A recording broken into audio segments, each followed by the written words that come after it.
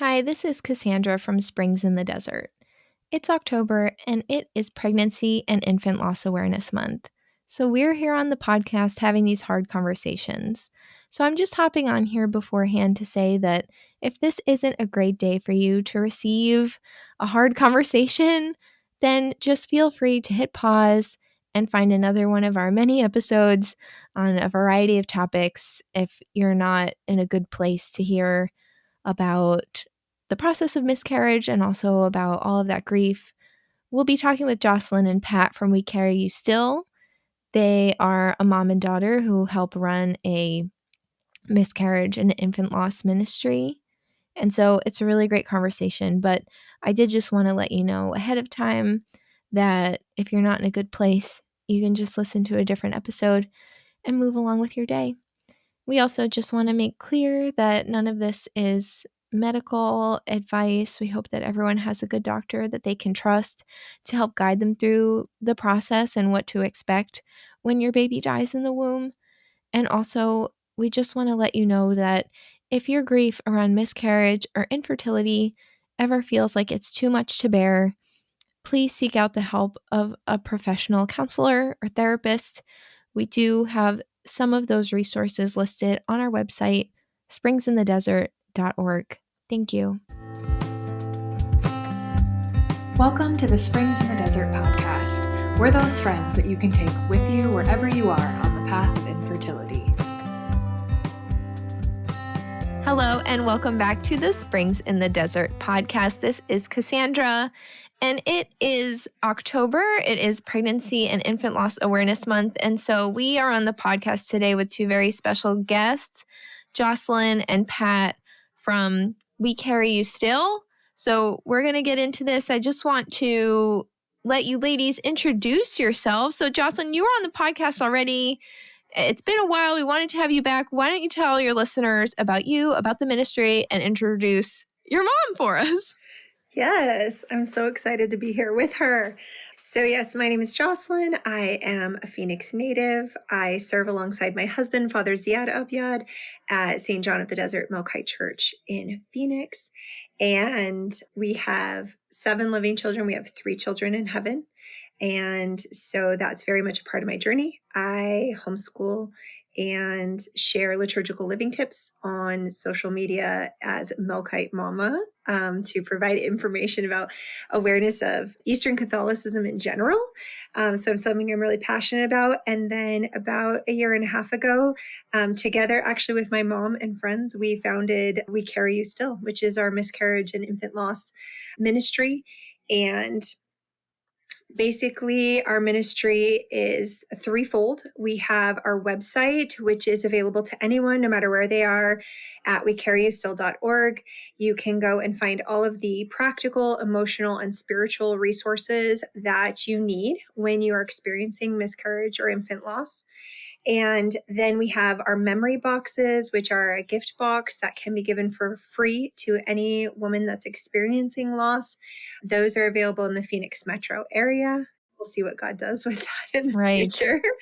But for those who are in Arizona, you might know like Queen Creek to Tonopah is kind of our range. And then our third aspect is our healing retreats and then education in the community. So we're really involved in different memorial masses. We're doing training at the Diocese of Phoenix next month and just trying to provide awareness and better resources and access to information for those who need it. Everything that we share is faithful to the apostolic teachings of the Catholic and Orthodox churches. So that's something that definitely sets our resources apart. And yeah, like you said, I'm actually here with my mom. It's a pretty fun story about how the ministry began. Is this a good Yeah, let's hear it. But my husband and I lost 3 babies in 2020 and 2021 to miscarriage. And it really just cracked my world open, challenged my faith, challenged me personally in ways that I hadn't anticipated. And so through my own grief journey and through my own healing, I got involved in a local ministry here. and I was volunteering with them, really beautiful organization, and was at one of their events. And they are Christian, non-denominational, is their kind of foundation. And my mom came along to help. And I said, "Isn't this beautiful? Their work is incredible. We need a Catholic version." And she said, "I just retired. Let's do this." Yeah. That truly was the moment that the reality of the ministry kind of began, and it was all downhill from there. I can brag on her a little bit. I mean, she was in education, PhD. She worked very high at the district level. And so was with Mesa Public Schools. So was really familiar with grants and kind of more the practical aspects. So she's definitely the person who gets things done for the ministry behind the scenes. She really works harder than anybody I know. Beautiful. Dr. Pat, what can we add? Like, what did Jocelyn miss? One aspect is Jocelyn's explained about her Melkite tradition in Catholicism. We are Romans, so we kind of have East and West blend together. And my husband's a deacon for St. Anne's out here in Gilbert too. So it's a ministry that we both pull from our faith traditions.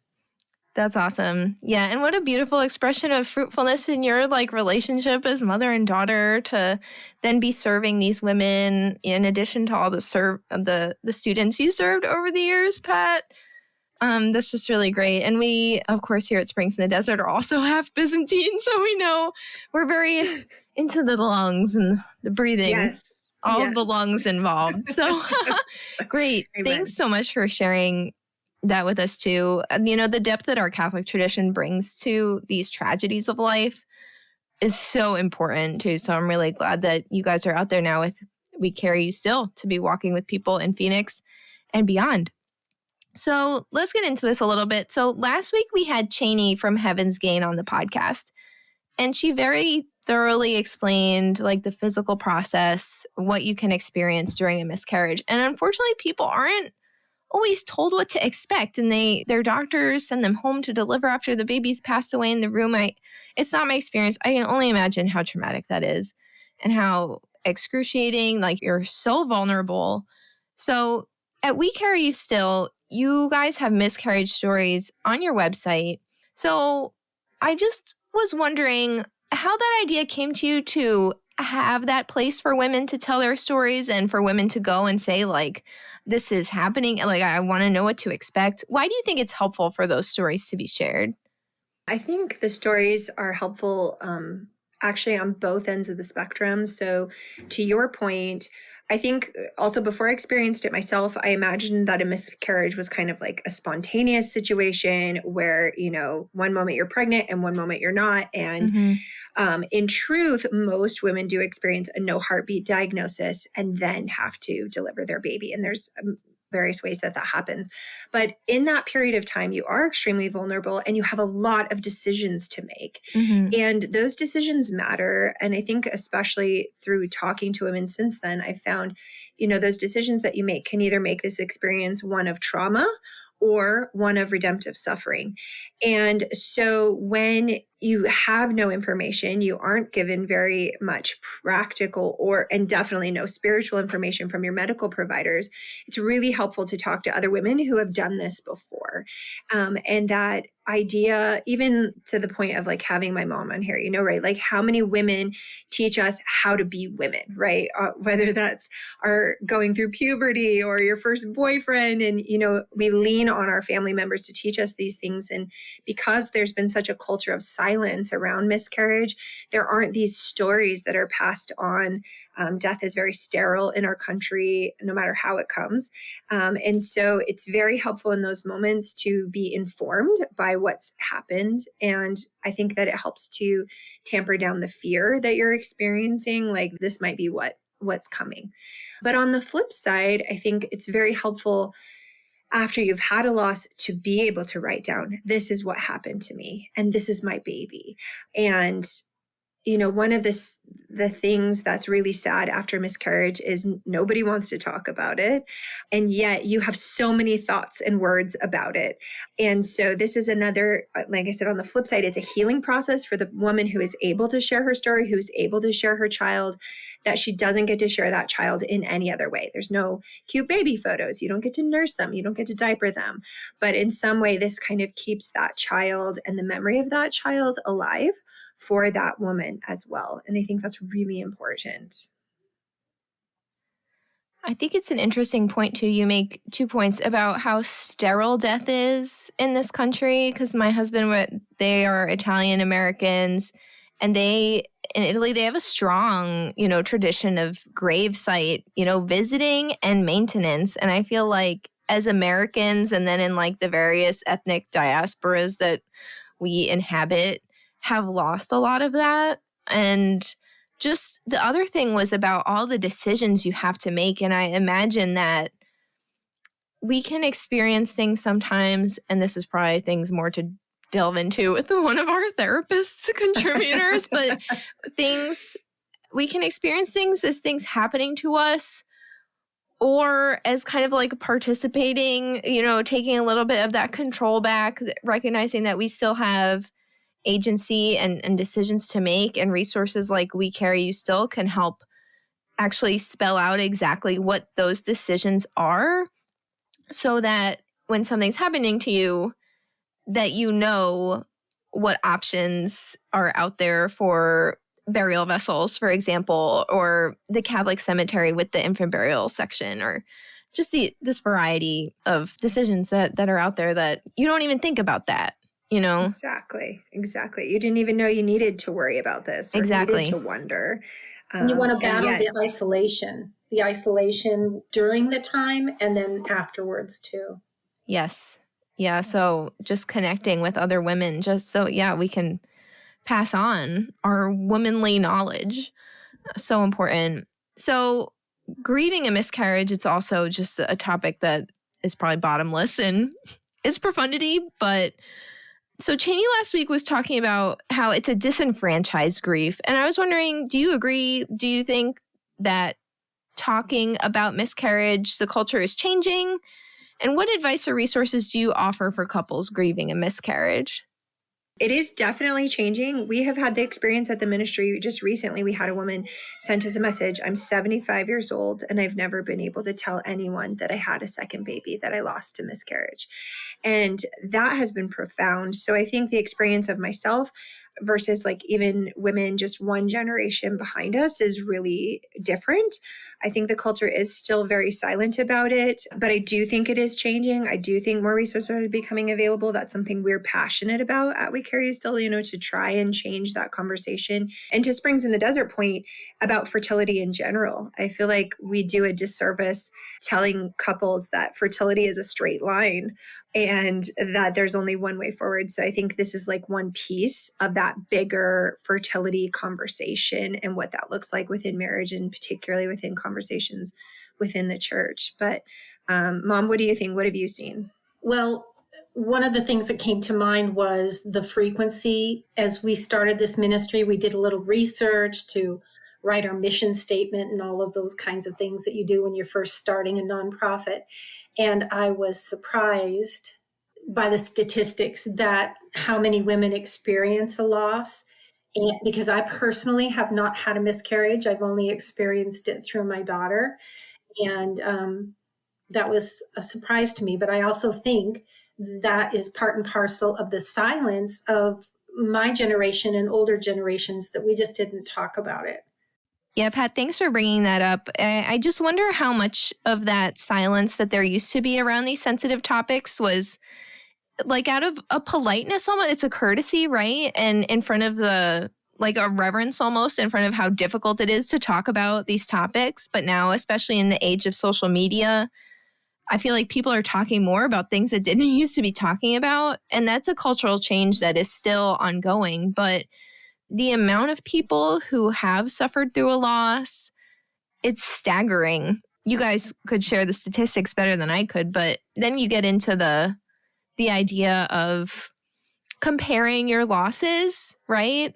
like, oh, it was just a quote unquote chemical pregnancy. Like, oh, it was at X month. Oh, it was at Y month. But the reality is that that's your baby, right? And we have to be able to talk about that so that we can grieve it and invite Jesus in to heal it, no matter when it happened. So, Pat, I'm really glad you're here, because this question of the parents' experience of their child's loss is one that is not really recognized. So I was just wondering, there's a lot of parents out there, when this is happening to their child, they just don't know what to do or how to help. They don't know if it's okay that they're also suffering, like that they're also grieving, that they're allowed to also feel hurt and to receive comfort from others. So what advice would you give to them? Well, my first thought was prayer. That's probably the most important thing. But on a one-to-one basis, each relationship with a mother-daughter is going to be unique.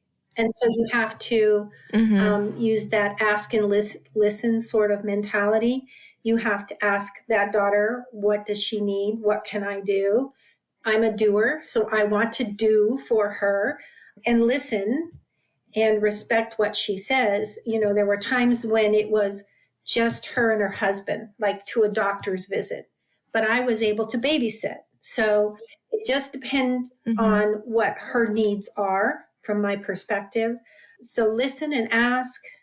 I like to do, one of the things Jocelyn had asked was, she had already set up a crib and started decorating the room, and she wanted that crib to come down. So we came over and we took the crib down, we arranged the room and hung different pictures.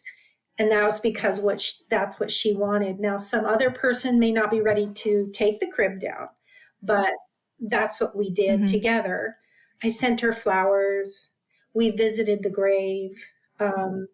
So I think my message would be, ask and listen, because each person's going to have different needs and different emotions about the crib or the gravesite or whatever they need.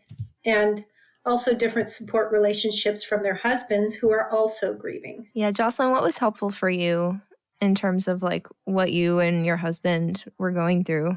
Yeah, I think my mom hit on a lot of points. Though, do you want to know what's funny? As you just said that, isn't grief a funny thing? The things that stick out is you did send me flowers. And you want to know what I remember is that they were colorful flowers. I hate white flowers. Do you know how many white flowers I was sent after my losses? Isn't that funny? That's what stands out to me now, the things that will bubble up. But the colorful flowers, the roses were really nice, and were taken to the gravesite, which was meaningful to me.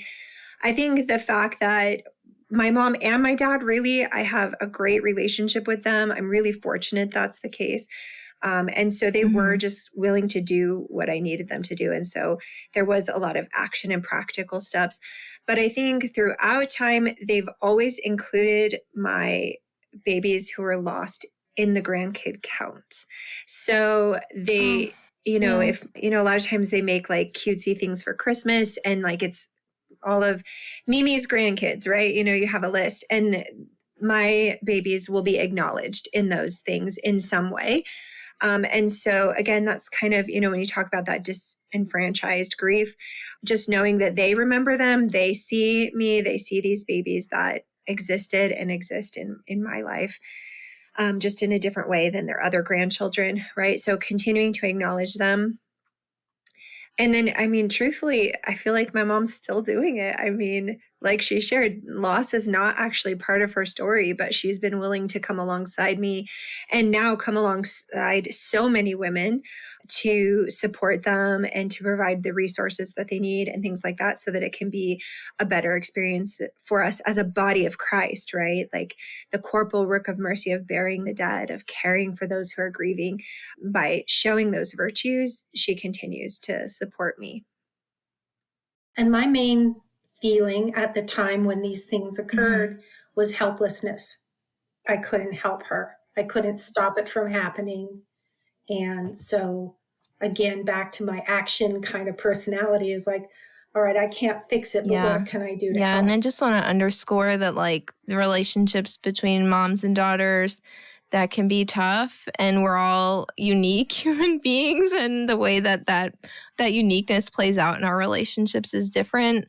But yeah, just the sensitivity that it takes, like with a child going through a trauma with their own child, to consider, and this goes for really any circumstance, not just when someone is going through a traumatic miscarriage, but what does this person need from me, and how does that compare with like what I want to do? And I think that's really hard. Jocelyn, Pat, you guys have this wonderful ministry. Is there anything else you'd like to leave our listeners with as we observe this Pregnancy and Infant Loss Awareness Month? And also just let us know what you guys are up to at We Carry You Still and where people can find you. Just this last Saturday, we had a boxing event where we had volunteers come together to help us create 300 new memory boxes that we distribute through counseling centers and funeral homes and online. You can access those, a request for a box at no cost. And that was very moving because many of the volunteers that came have experienced loss. I had sat next to a young woman who has lost 2 children, and she felt really disenfranchised because she couldn't really say that she was a mother because she has no other children. And she wrote to us in an email just yesterday how much she appreciated being able to have a conversation about her children that she was never able to hold. And I mean, that's what we're all about, is being there to listen and to hear. I think one of the main things that I always try and tell women, especially when they're seeking resources, the loss is typically pretty fresh. And I want to encourage them and provide them with the hope that it won't always be this bad. I think in the beginning, no matter what our grief situation is, it can feel overwhelming that it's always going to be this way. And I think, when we talk about the name We Carry You Still, it's not just that we're going to carry our babies forever in our hearts, because we will, but we carry each other. And I think that's at the heart of both of our ministries, is that we're going to walk alongside, our brothers and sisters as they're walking this journey of life, as they're walking through this path of grief, and what that looks like, and that there is hope on the other side. And then as far as our ministry, we're so excited about what we've been able to do in the last year and the people we've been able to meet. We distributed a little under 250 boxes this last year. We just packed 300 more, not only in English, but also in Spanish, which I think is really another underserved community. We think about how few resources there are for us for infertility and miscarriage now, but even less so, I think, for the Spanish-speaking community. So we're really glad to do that. And then if you're anywhere near the Phoenix area, or you can drive here or fly here, in November, we're having our first healing retreat. We've made it super affordable. You can find the information on our website so that you could join us. And we'll be ending that day with a memorial for all of the babies that have contributed to our ministry through their intercession. So when people donate to the ministry, they often donate in the memory of their child. And so we'll be praying for all of those children. So, all the glory to God that the conversation is changing, that we're able to be out in the community and to support each other. Wonderful. I can't think of a better note to end on. Glory to God, and just in gratitude for these ministries, our ministries and the other ministries. They're helping people to serve His body here on earth as we walk this path together. Anyway, thanks for joining, and we'll see you next time on the Springs in the Desert. Thank you. Thank you so much for joining us for this Springs in the Desert podcast episode. We would be so grateful if you took a minute to rate and review us so that we can reach more listeners. Don't forget to check out our social media pages on Facebook and Instagram, and go to our website, springsinthedesert.org, where you can sign up for our newsletter and community prayer list, read our blog, and register for virtual and in-person events. Most importantly, remember that God loves you so much, and so do we.